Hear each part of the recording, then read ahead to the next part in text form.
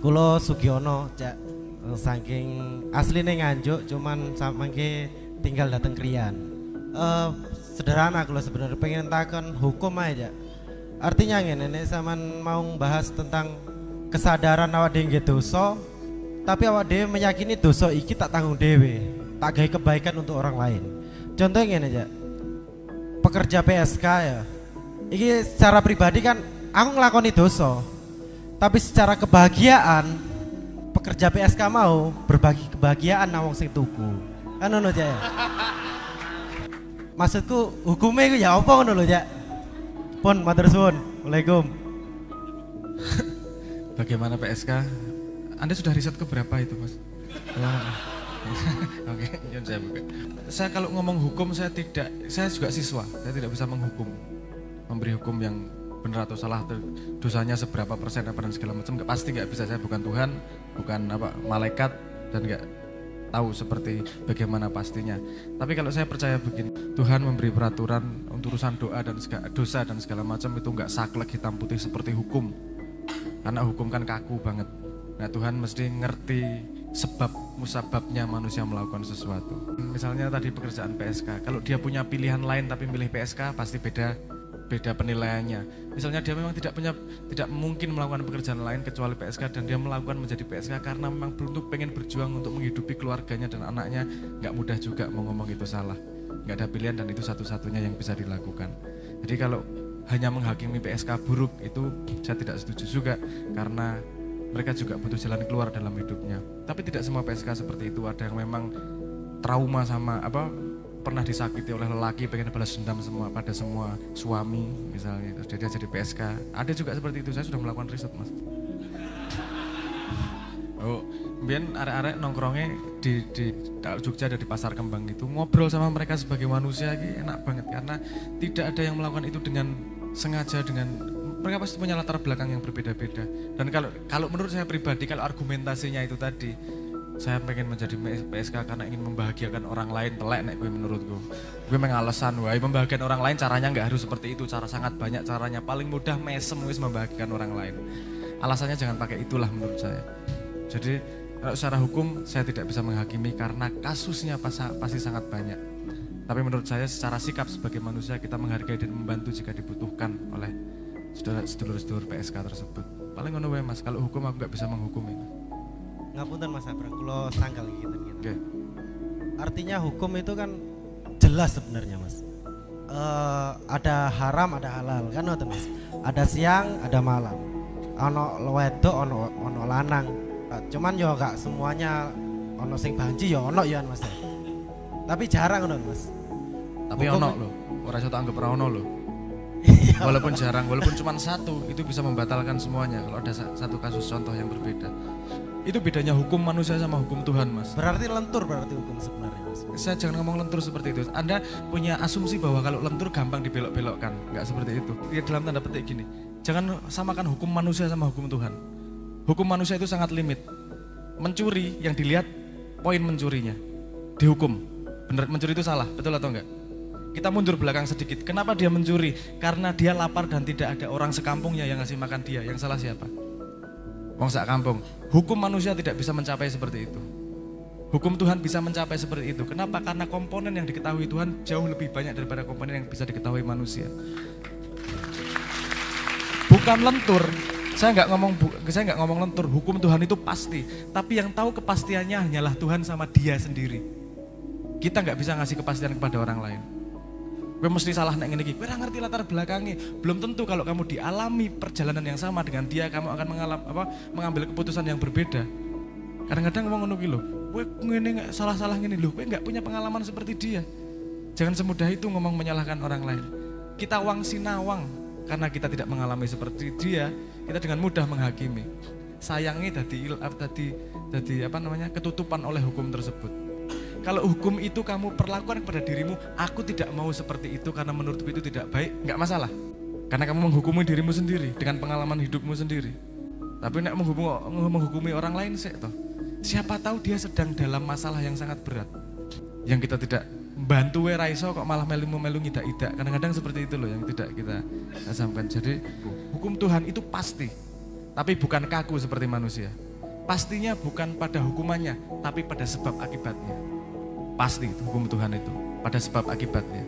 Nek kowe ngene engko mesti endinge ngene iki, nek ngene engko mesti endinge ngene iki. Pasti itu. Hukum manusia tidak mampu mencapai itu. Hukum manusia yo limit lah, nek nyolong ya nyolong, nek ngerampok limit karena tidak mengetahui latar belakangnya itu tadi, seperti yang saya katakan itu tadi. Nonton ya. Jadi jangan asumsi bahwa lentur berarti gampang digoyah dengan alasan gitu aja, enggak. Karena semua alasan yang kamu berikan kepada perilakumu, kamu tahu kok kamu sedang beralasan atau sebenarnya memang itu. Paham ya maksud saya ya? Jadi aku lagi alasan, wae aku ngerti nek salah ning aku golek kebenaran dibener-benerke. Nah, itu kamu tidak jujur dengan dirimu sendiri. Saya lihat efeknya ke belakang, kompasmu akan tidak pas. Bagaimana orang bisa menavigasi hidupnya agar mencapai sebab akibat yang baik? Nomor satu modalnya adalah ngikuti rasa, bener, ngikuti rasa. Endi sing paling mantep, endi sing paling srek. Tapi mantep karo srek kadang-kadang ora pas. Kenapa tidak pas? Karena alatnya ratau diresiki, ratau dilatih. Bagaimana cara melatih alat kompas dalam hati ini? Dengan jujur kepada diri sendiri setiap saat. Itu yang paling susah. Kenapa? Karena diri manusia adalah yang paling mudah dibohongi oleh dia sendiri. Dengan alasan-alasan seperti itu. Jane kowe ngerti salah, ora apa-apa demi iki. Ngerti kowe jane salah ning alasan tok. Misalnya paling gampang gini. Kegagalan adalah keberhasilan yang tertunda, itu membohongi diri sendiri. Kegagalan adalah keberhasilan yang tak terjadi, titik. Jujur wae. Efeknya adalah oke, aku tidak terjadi kegagalan. Bukan kowe kegagalan adalah keberhasilan yang tertunda, kowe berharap-harap besok kemudian berhasil. Efeknya ngono. Kalau kamu kegagalan adalah keberhasilan yang tak terjadi, kamu menganalisa, ngopo ya aku gagal yo, aku kurang iki, aku salah iki, aku ning kene. Oke, sesuk tak dandani meneh. Mencoba lagi. No problem, gagal tidak hina kok. Gagal tidak dosa kok. Gagal adalah kesempatan untuk belajar. Dan itu salah satu contoh dari jujur pada diri sendiri gitu. Itu gunanya untuk membersihkan kompas keputusan dalam hidup. Jujur loh karo Dewi. Itu yang paling susah di manusia. Pandai, banyak pengetahuan gue gampang kari sinau. Tapi jujur kepada diri sendiri itu sangat susah dan harus dilatih. Kudu eling dan waspada tenan itu. Nah, untuk kebenaran, untuk menilai orang kemudian benar atau salah, hukumnya gimana dan segala macam. Kalau kompas hatinya orang landep, selip-selip juga nanti. Itu salah satu efeknya juga. Buatan paling mas.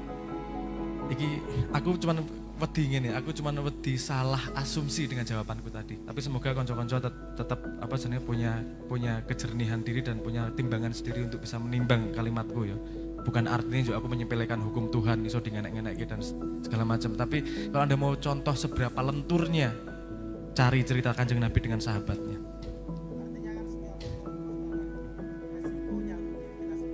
Pasti. Loh, gunanya hukum itu. Gunanya hukum itu agar kamu tidak mendapat resiko yang belum bisa kamu lihat. Gunanya hukum Tuhan maupun hukum manusia. Hukum manusia gini, ngopo ora entuk nyolong? Society-nya, kumpulan manusianya akan hancur kena nyolong tidak dilarang. Misalnya gini, tinju, ngopo ora entuk ngantem ndok. Loh, nek menang main tinju gampang banget antem ndokin jengking mesti. Kenapa dibikin peraturan seperti itu? Hukum nggak boleh ngantem ndok ketika tinju. Karena nanti olahraganya akan selesai, olahraganya akan lomba pinter-pinter ngantem ndok. Paham maksud saya? Jadi dibuat sebuah peraturan agar nek misalnya gini, nek tinju sliding, nek bal-balan sliding udah dikai lampu kayak kartu merah, lomba sliding, bariku olahraga karate arep bal-balan, salah olahraga nih, paham maksud saya? Jadi semua hukum antar manusia itu fungsi utamanya adalah bagaimana dia memastikan bahwa society itu kan berjalan dengan sehat dan tumbuh, itu nomor satu, karena ada akibat-akibat yang belum bisa kita bayangkan. Anda lihat dari 10 perintah Allah pertama sampai ke Quran. Kompleksitasnya bagaimana? Dulu awal-awal sederhana, ojo maling. Karena orang belum sadar bahwa itu penting untuk noto society. Sekarang dewe wis cah cilik wis ngerti ojo maling. Tapi butuh peradaban manusia tingkat tertentu untuk menyadari bahwa itu buruk dalam jangka panjangnya. Jadi hukum itu untuk mengantisipasi jangka panjang. Kok efeknya piye ya ke belakangnya? Nek percaya jajal wae. Nanti ada efeknya ke belakang pasti. Jadi agama ini ngek peraturan karena kowe urung paham, urung ngerti sebab akibatnya, nyo tak kayak peraturan, nggak bahaya karo gue. Misalnya seperti ketika anak kecil nyo saya urut dodo iki, agar tidak salah paham. Anda kalau sama anak kecil ada peraturan ojo dolanan korek, betul nggak? Emang nggak boleh mainan korek?